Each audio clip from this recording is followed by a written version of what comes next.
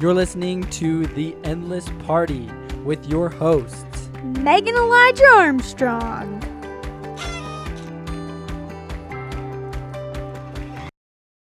Hello, everybody. Welcome to the party. Welcome to the party. We are truly honored that you're here. The fact that we have listeners, the fact that people subscribe is honestly just an honor. Like, Elijah and I just feel so blessed that we get to be a part of your lives. So thank you. Thank you To all of you that subscribe and that follow and that listen. We hope that what we share with you actually benefits your life. We hope. Yeah. And honestly, we would love to get to know you guys. Mm-hmm. And the way we feel like we can do that is so you can comment, you can email us, we'd love to hear ideas and just hear from you. Yeah, that's what I was going to say. We love ideas. We love book recommendations. Yes. We will read them. Yeah. And we will talk about them. So if there's anything that you would like us to speak about, please share it with us, email us, comment, do all the good things. We love to read, and it would be super fun to it'd be really cool to do a podcast based on what you guys want to hear. Yeah, absolutely. We'd love to cater to you guys. Okay, so let's jump into today. The party. Let's jump into our party today. So I'm actually really excited about this because it's almost been a year now, but I in my own self-discovery and journey, there's been this question that I've asked Elijah a bunch of times and that I've actually asked a lot of people. And I think I should tell a story to preface the question. Yeah.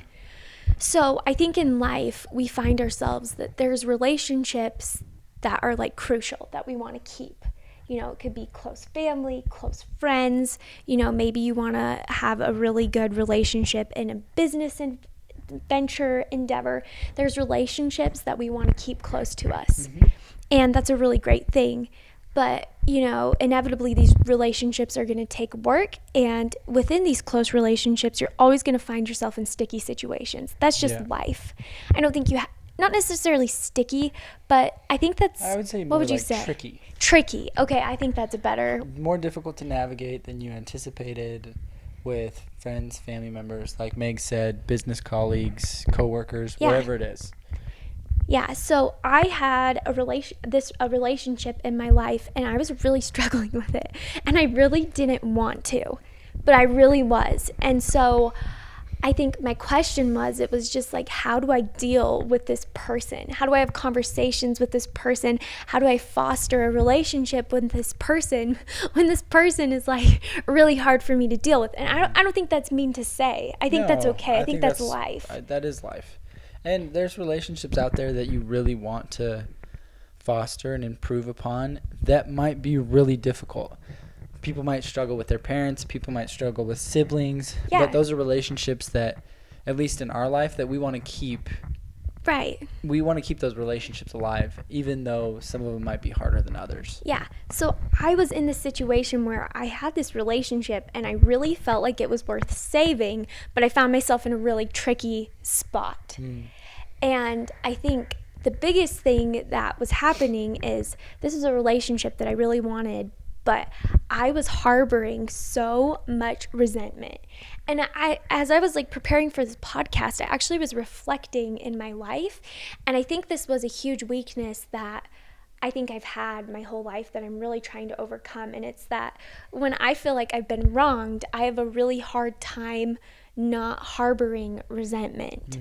And I think this is pretty common because I've read it in countless books. A lot of every self-help author I've discovered so far has expressed that before you can really start your life and start your ventures, you have to rid yourself of resentment. But I didn't know how. I just kept hearing you need to rid yourself of resentment, but I just I didn't understand how.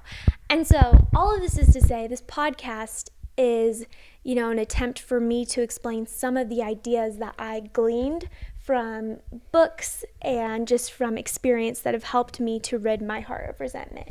Yeah, I agree. And it's kind of interesting because one of the things that all the self-help gurus out there speak about is what Meg said is ridding your heart of resentment, and that in turn includes forgiveness. Yeah. Right? Like they're kind of one in the same. It's Yes. like rid your heart of resentment. In other words, forgive. Yes. Right? And so that's one of the major points that we're going to even speak about today is just how you can get to that point, even though somebody might have wronged you in a very real and hurtful and, quite frankly, in some instances, people don't really deserve forgiveness. Yes. But it's more for you than it is for them. And so that's really what we're going to speak about today is just how to rid yourself of resentment. And that, in turn, is through forgiveness. Yes. I think the first thing I wanted to speak about is, first of all, we're all going to be wronged and hurt by people. Yeah. That's life. But it's inevitable. And on the flip side, intentionally or not, you're going to wrong and hurt other people. Yeah. And I think that's kind of like one of the first things that kind of helped me is I think the relationships that I have that are closest to me, I would say the majority of them aren't out to like get me. Yeah. And so I think that was the first thing that I actually had to learn. And this came from a principle from the book Crucial Conversations. You read it in college because it had to do with your classes. and then you recommended me reading. Anyways, so the first thing that I actually repeat in my head a lot now is there's this idea in Crucial Conversations, and if somebody's doing something that's just like ruffling your feathers and making you like really upset, you can say to yourself, okay, why would a reasonable, rational, and decent person do this? And in the moment, it's really hard because at least in my head, I'm like, well, they're not reasonable, rational, or decent. They're the worst. They're Satan themselves. But if you can kind of calm down, you can kind of think, okay, why would a reasonable, rational, and decent person do this? Yeah. And as soon as you like label them as such, then I feel like it's easier to engage in conflict or to address, the resentment that you could find building in your heart. Yeah, no, I would agree. Like, as soon as you take a step back and take a deeper breath and you start to understand, for example, I'll just use parents as an example, not because my parents are garbage people or anything. We love them. But because it's just a really easy example that I think everybody can relate to. Parents can be the worst when you're a teenager. Yes. Absolute worst. And at the end of the day, I can genuinely say, at least for my parents, and I'm pretty sure for the majority of, for all good parents out there, they can say the same thing. They want what's best for their children. They want you to succeed. They want you to excel. They want you to grow. They want you to learn and progress. Now, as a teenager, you think that they're the worst human being in the world and that they're just like keeping you from being your authentic self and having fun and everything. But if you actually, as a teenager, take a step back and take a deep breath, every single time your parents are actually striving for what is best for you, and it's because they are a reasonable, rational person and very decent. But at the time, it might just be that it seems like they aren't. Now, once you get a little older and that you start to progress in terms of business relationships or even more mature relationships, you'll come to find that things are a little trickier. Yeah. And that people aren't really striving to be irrational but things get a little tricky when money is involved or when feelings and emotion are involved. But I think that's what the great thing is about even this crucial conversation is that it is telling you to take a step back, take a deep breath, assess the situation, and then you can come at it with a clear head. And I think it makes it a lot easier moving forward. Just last week, we were in a tricky situation. It was just more confusing. You'll know. I don't want to name names. Yeah. But we were in this situation, and there was like some paperwork that was just super confusing. So weird. And we couldn't figure out what was going on. And I tell this story too because it kind of perfect example actually. It's a great example, but it's also a leeway into another principle I'm excited to share. So anyways, we were all sitting there and we're all scratching our heads like, what is going on? Now, I want to preface it too. The character of the people that we were working with, they have stellar character. They are amazing. People of integrity. They're honest, good people. But like there was this paperwork and it just like did not match anything that they stood for and all of the prior actions that we've been, involved with them. And so what Elijah and I actually did is we took a step back and we're like, okay, like Because it actually really frustrated me more than it did Meg.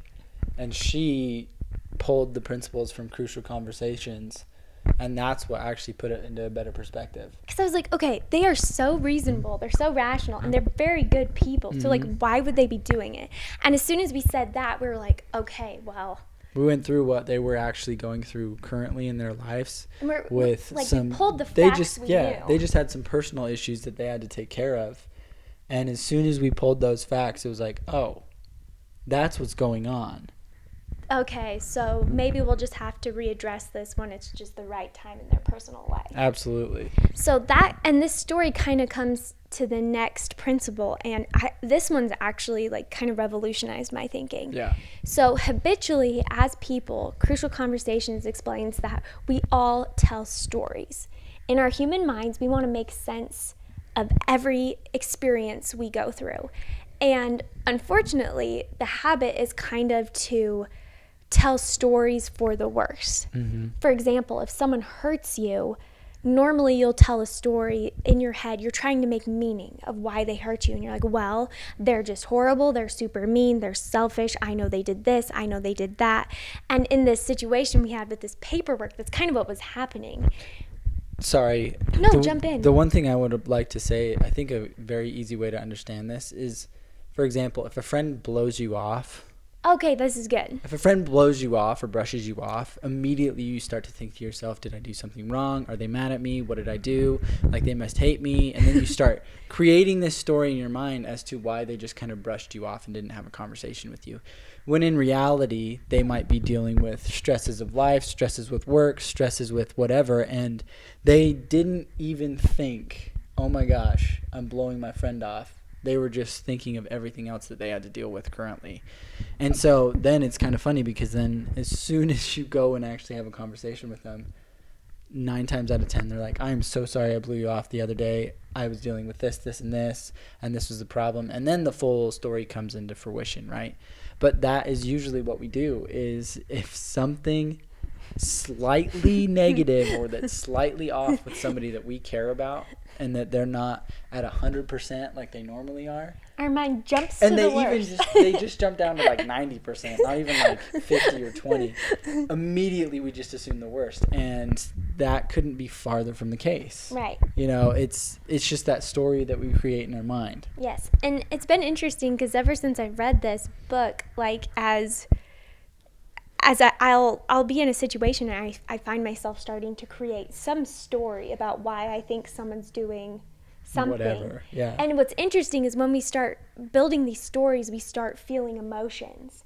And that's good, but it's also really dangerous. Yeah. Because, let's say Elijah like blew me off, and maybe he was like hiding a present or something for my birthday.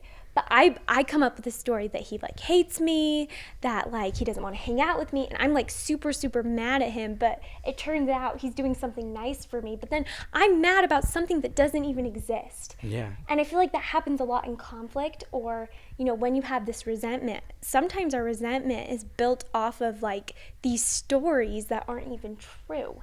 There's actually a story that I read, and I think I've shared it on this podcast before, but it applies directly into this, and it's about this woman who was married to this very prestigious businessman. He was very, very successful at a young age, and what happened was she found in his suit pocket a receipt for a motel locally. Yeah.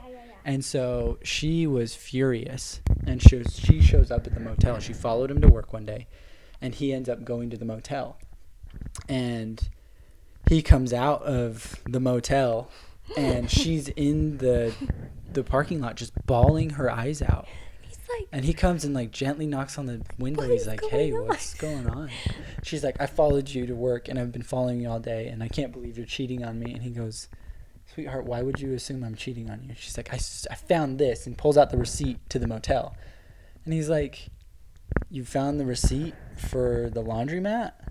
He's like, I just got my suit dry cleaned. The cashier works a motel and a laundromat and a dry cleaning business, and so his information wasn't working for his dry cleaning business. It was only working for the motel, so he just rang me up on the motel. You know, and that's what we're talking about, the danger behind creating these stories and just going through the worst scenario possible. But in reality, it's like, oh, there's a logical explanation Yes. for this if you just give it time, take a step back, and really just work through it. And even just asking the person directly. Yes. Like, what you really mean by that? Yeah. I mean, that happens all the time. Yes. With you and I. Yes. It's like, hey, I know you probably didn't mean to hurt my feelings, but like, What? and then you 9 times out of 10, they're like, oh my gosh, I didn't even. That's not even what I I'm meant. so sorry. Yes. So. Okay. That kind of leads into the next thing. So I think a lot of times, okay, so this is something I would do, and I'm not going to do it anymore. And it's another principle I learned from the book. If somebody broke my trust in a specific area, I would just blanketly punish them as untrustworthy. So I would. Like, I'd be like, they are just untrustworthy, and I'm never going to trust them again in anything because they've proven they're distrustful.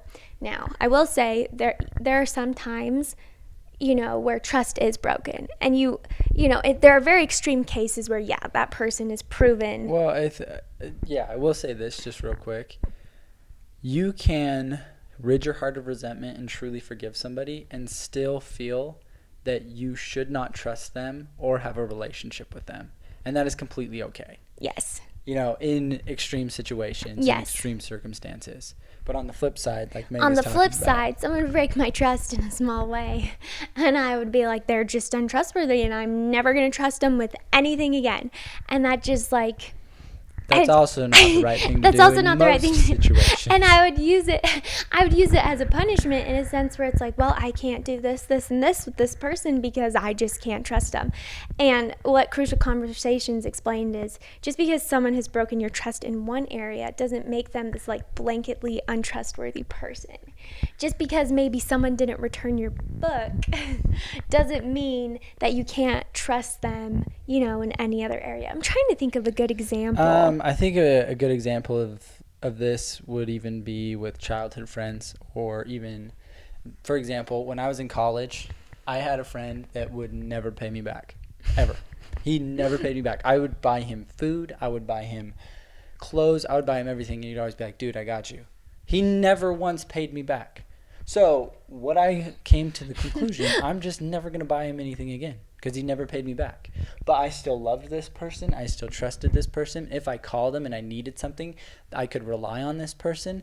But I just knew when it came to money, I'm That's not a going to trust perfect him. example. So it's like you don't have to trust someone who's clearly not going to pay you back. You don't have to trust them again. You don't have to give him money. But you also don't have to resent them forever and just blanketly label them as a distrustworthy Yes. person. Absolutely. And I think that's something that I like to do in the heat of the moment. I don't know, because I just easier I don't that know. way. It's just easier to be mad and to find fault. Yeah.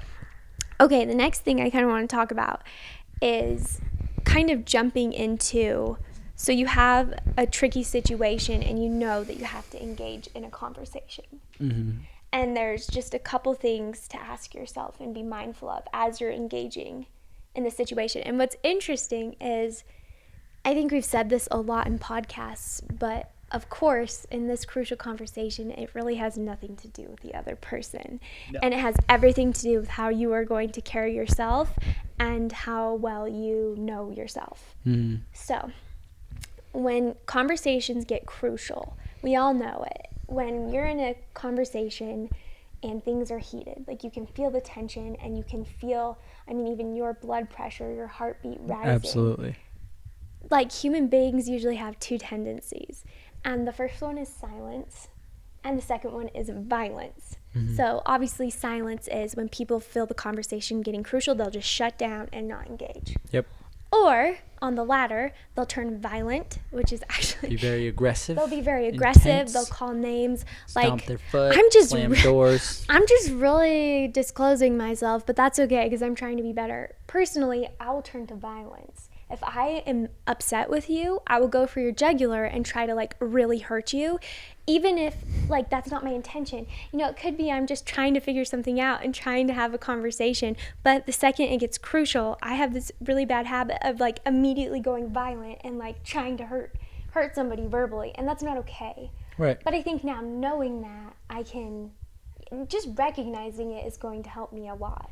100%. I had the advantage of taking a class on this, and I took a lot of different classes on like conflict management, conflict resolution, and it helped me dramatically in my relationships, and it's been pretty cool to see just kind of how I can react or respond to relationships and crucial conversations. And it's pretty crazy because you can see a huge shift in silence or violence, or now when you enter conversation, it is just complete calmness, and you're at peace, and you're able to like go into a conversation and truly have a conversation and not just scream at each other. Because yes. Because you know yourself. And that's what we're talking about, is trying to work towards that point. You know, I mean, for example, in a crucial conversation that you may be having, you'll start to notice the signs of it getting heated. If your palms start to sweat, if you start to get a little nervous, if your temperature starts to rise, those are just some signs and to indicate that you are now getting more and more heated. And what's great is that we each can know ourselves on a very personal level, so that we can know when that's happening, and then you can take those countermeasures to figure out how to calm down. Yes, which kind of goes into the next principle I really liked, and it's asking yourself, like, what do I really want out of this? Yeah.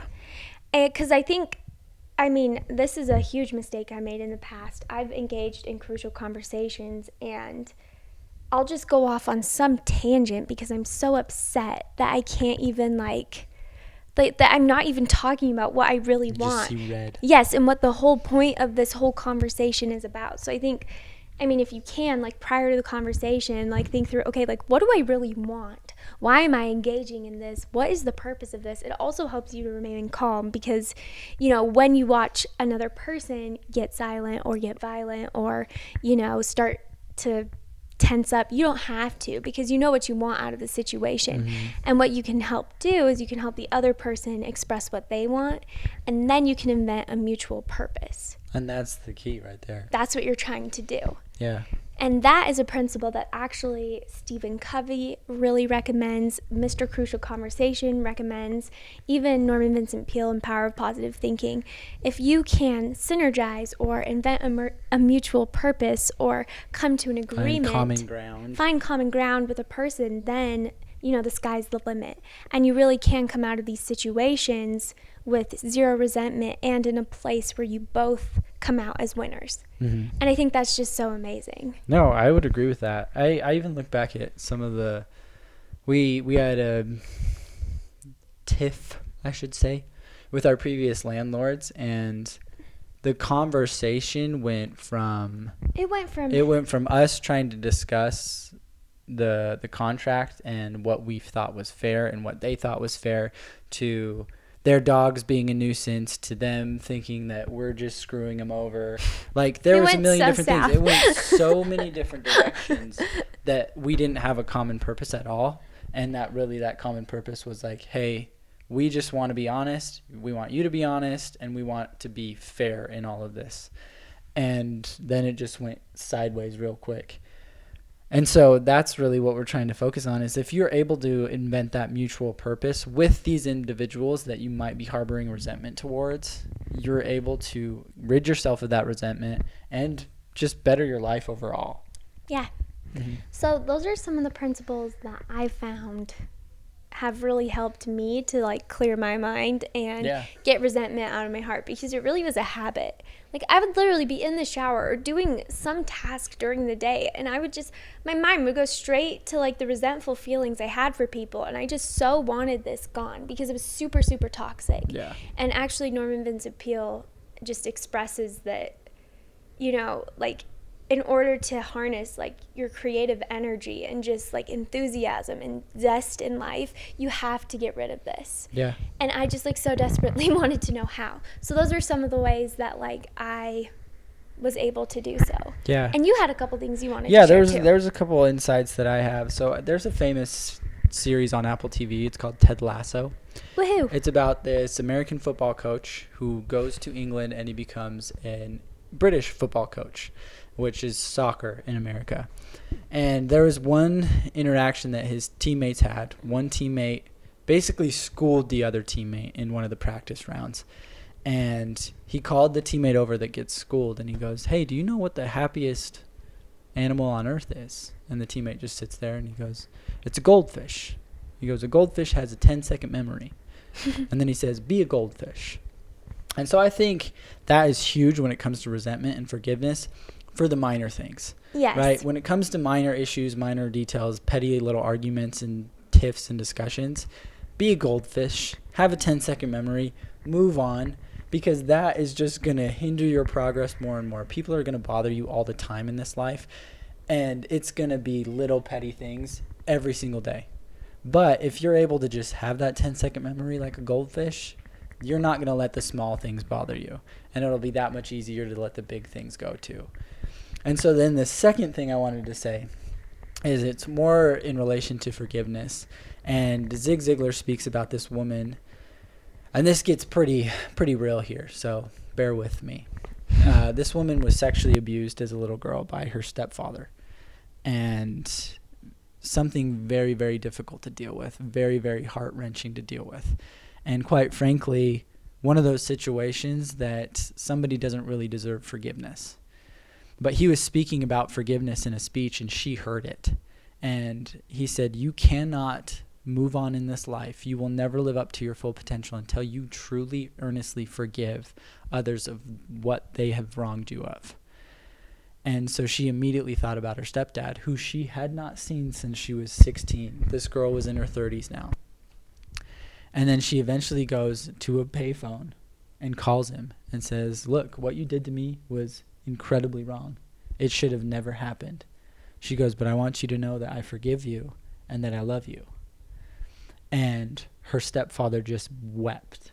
He just broke down in tears and felt, one, ashamed for his actions, but two, like that a weight had been lifted on his shoulders because he had felt remorse for years for his actions, right?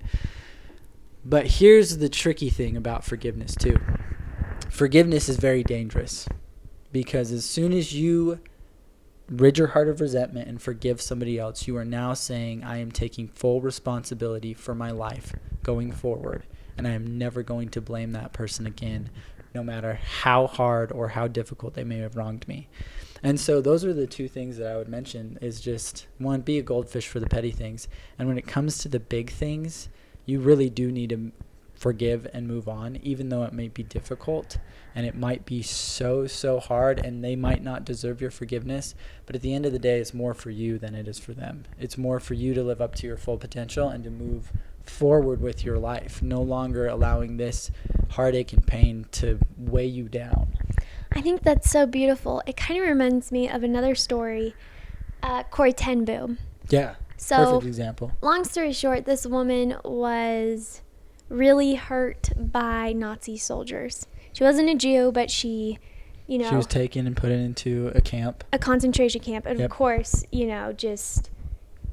The vilest of living Yes, conditions. like she suffered the worst by these, Nazi guards. And she actually preached of, forgiveness. And anyways, but it came to a point where she had to shake one of the guards' hands who had, quite frankly, just tortured her. Yeah. That's what they were doing.